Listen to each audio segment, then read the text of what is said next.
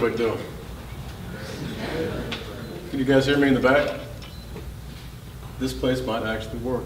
My voice is terrible. Nobody can ever hear me, so if you guys can actually hear me, this will be the first time ever. I'll do that. Should teach me how to talk. I wanted to say that I'm really disappointed. You guys aren't hitting those cookies like I expected everyone to. I'm going to have to eat them all. So I'm going to start relatively early in the book. See someone went over for the cookie now. There we go. Thank you. Can we get a round of applause?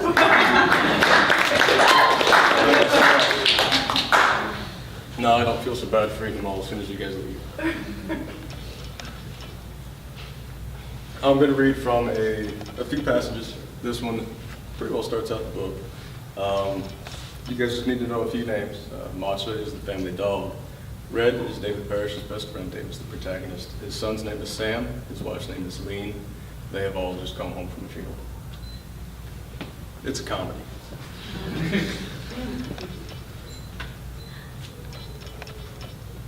David was standing with Matcha on the front porch when Red came around the bend. Matcha struggled down the steps, then trotted to meet him, and she circled his legs and came back to the yard. Red lifted his hand and dropped it, and David raised his. How'd it go? Yeah, it was pretty rough. Sam took it hard. David shrugged. Maybe it's better this way. Maybe it would hurt him worse if he saw it later. I don't know. He hung his head up past the railing to see the sky. It wasn't long after mid-afternoon, and the sun was still far from the western horizon. You want to come riding? There's a little work to do. Sure. Let me go in and tell her. Helene was at the sink and Samuel still at the table. He stopped in the doorway and then stood beside Samuel, Helene washing her dishes. I got to see to the herd real quick. Will you be all right? Yeah. He patted Samuel on the back and nodded toward the sink. Why don't you let those be, hon? Because things need doing here, too. Well, he turned. I'll be back. He left the kitchen and got his hat and jacket from the coat rack. At the sound of the door, Red stood up on the bottom porch step and they walked down the road toward Danvers. Matcha followed them until David pointed. You stay. The dog halted and turned back. They went on to the barn. Samuel Silver Bay stood cribbing at the stall door. He led the horse out and they saddled it, and Davidson turned and Red took them out. David lifted the emasculator from its peg on the wall and he wiped it clean with a rag. He poured disinfectant over it in his hands and he shook them dry. Red blanched when he saw him step out with the tool. You didn't say you were doing that. Isn't it a little late in the season? Yeah, it's pretty close, but you're on the hook now. He took his bay toward the gate and Red followed. He let them through the gate and stepped up into the saddle and he watched Red struggle up. When he settled, they rode southeast, cutting across the property. They rode in silence for a long while, taking in the faltering grass and the few trees. They passed the remnants of old boundaries, fallen fence posts, and the foundation of the long-gone shed. They leaned back as their horses stepped down a grade and they righted. Topping it, they saw the herd gathered at the creek in the distance. Red turned to David. You know him by sight? No, but it's not like there's 200 head here anymore. You shouldn't be too hard to find. Red smirked. They separated and cut into the animals to spread them out, and they circled and he watched Red ride around the periphery from the corner of his eye. There was something in his silhouette. The rope in David's hand had turned gritty from memory, and he was in the trench by the dry river bed. It was raining like it always rained, and the sky was low over the trees, and he could see them coming from out behind the cover of ferns and the dwarf bamboo and sliding into the draw and running toward their side. Red was first over the mouth of the trench, and David was there with him, and they were rushing to meet the soldiers, and Red called to him and pointed. He didn't know how it was not pouring. He's right here. David spun the horse. The calf was at the edge of the herd, and David dropped the loop over its head easily, and he pulled it tight and dropped from the saddle.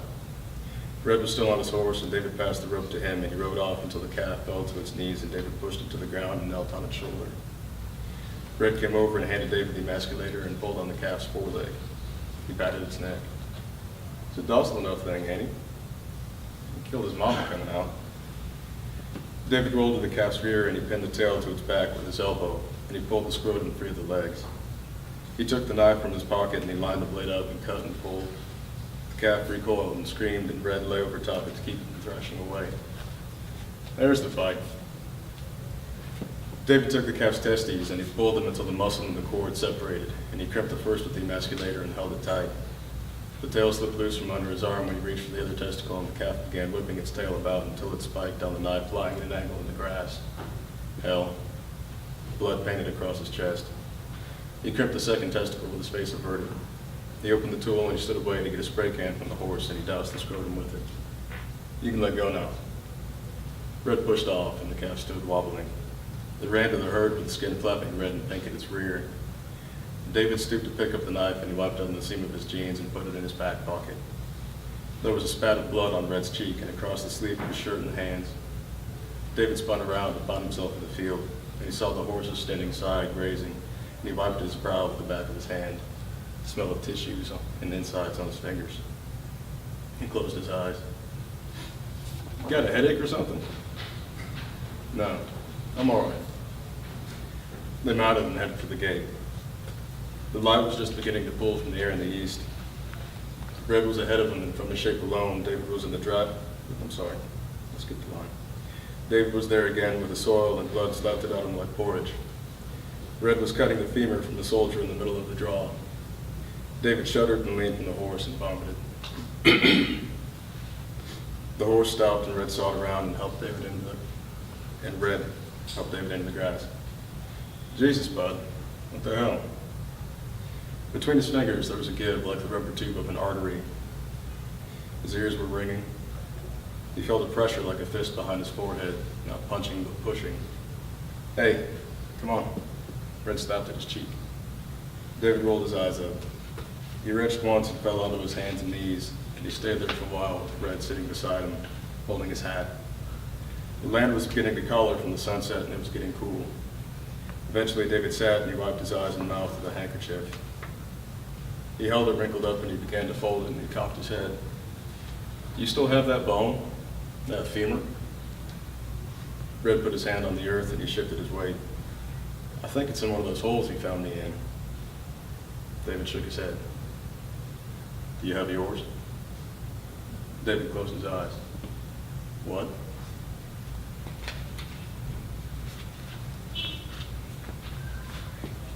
Like I said, it's a comedy.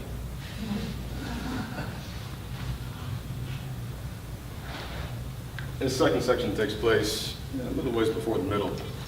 One of the most important parts of the book is this climate change that's occurring. It takes place a little ways in the future.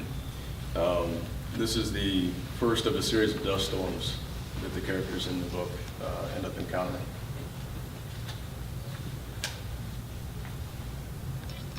The days got longer.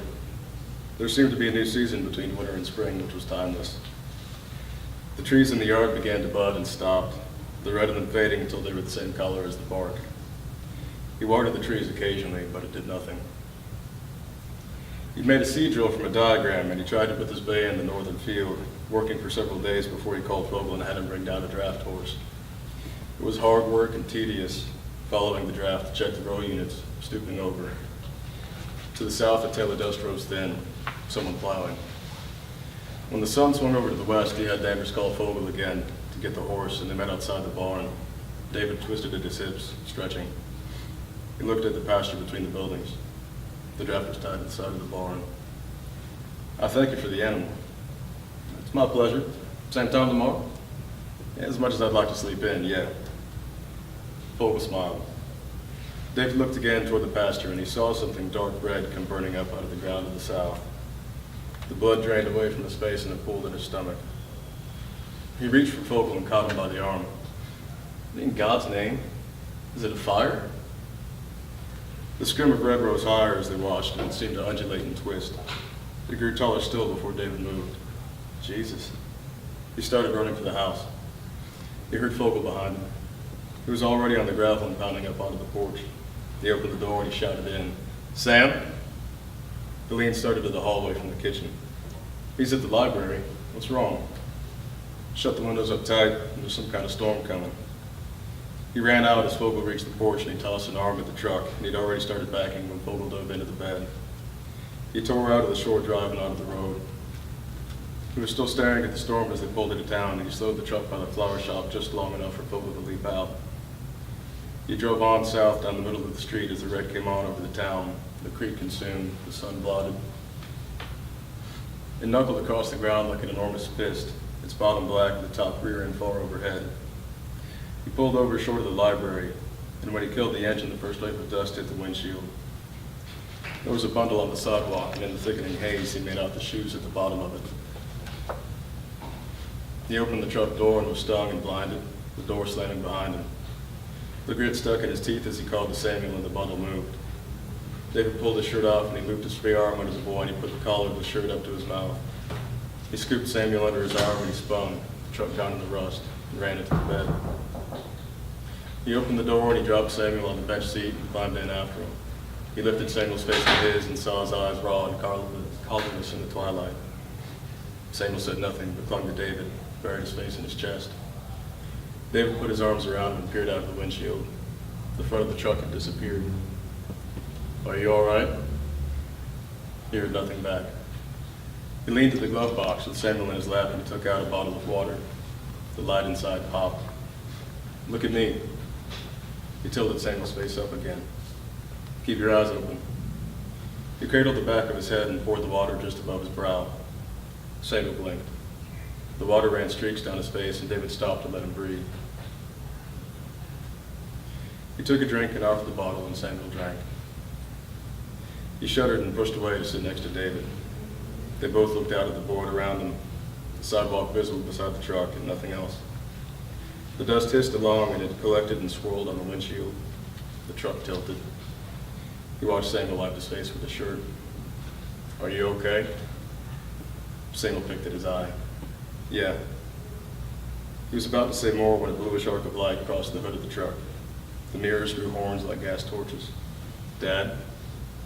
"It's okay. We're safe in here." He reached to start the truck, and Static shot his hand out and lit the cab. He swore and he grabbed the key again, but nothing happened. He rubbed at his numb fingers. The air outside was dark, the only light coming from the floodlight projections on the side mirrors. He could barely make out the shape of Samuel's face and hands. "We'll just wait a little while. It'll die down soon." He thought he saw him nod. The dust had built halfway up the windshield. "I was trying to run home." "I know. I left my book. We'll get it." He listened to the wind. There was a watch in the change train. He picked it up and examined it, but couldn't read the time. He guessed 20 minutes had passed when it seemed to lighten, slowly, so that he had to close his eyes and judge the change by memory. It wasn't long after that they could see past the hood of the truck and then the curb and down the street. The head of the storm was moving over the tops of the houses and stores. It tumbled like smoke, like a twister falling over. He waited a moment and opened the truck door and stepped out. Dust fell from the cab and was carried off by the dying wind. Samuel got out on the other side and walked around to him, and they stood in the street. He'd stopped the truck half on the sidewalk. The walls of the bank and the other stores were drifted up with dust. The gutters were filled. The dust flowed up onto the curb, and the streets and alleys, and any standing place where there was purchase was filled. The sky was scoured white. The sun itself seemed raw.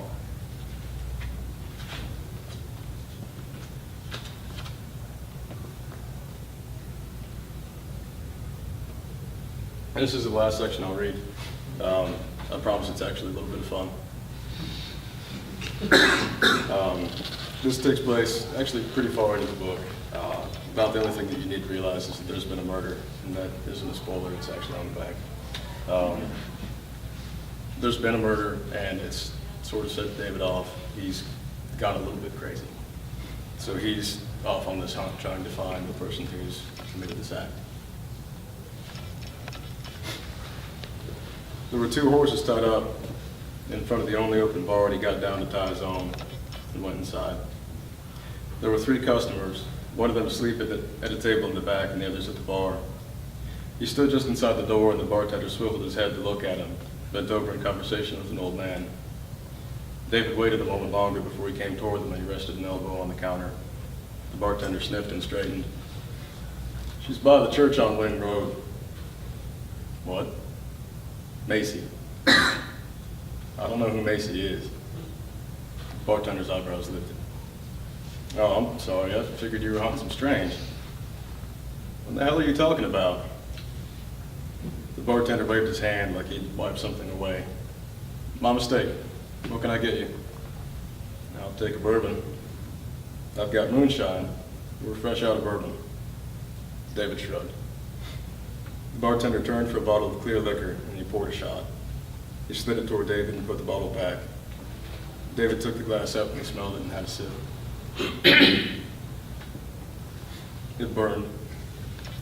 He set the glass back and he scanned the bar again. The door at his back made an itch. I came in on wing. This Macy's running a whorehouse? The first man down the bar reached for his beer. Yeah, meth house is more like it. David lifted his chin. He drank half the glass and he held his breath until his throat unclenched. She's a druggie? Pours herself out for it. Used to be a hot piece. The bartender was watching them both and nodding sadly. David tilted his glass again and set it back. You guys know anything about a fellow named Murphy? I can't say I do. The bartender rested against the shelf behind him. Murphy who? One that broke into a house north of Claremont? What are you after him for? David eyed the door. Are you from around here? Yeah. Where exactly? And don't you worry about it. The bartender lifted a hand. I'm not trying to pry. David finished the shot, slapped it down, stood away from the bar. The customer closest to him spun to face him. Are you working hard to be an asshole or is it coming naturally? David settled and glanced at the man.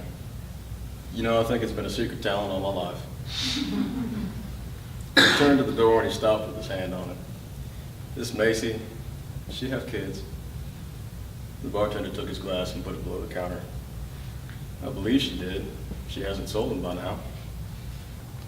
It ain't my business, but you watch your ass if you're headed out that way. She keeps company with a couple rough old boys. Rough how? Well, they tied a customer to a chair once.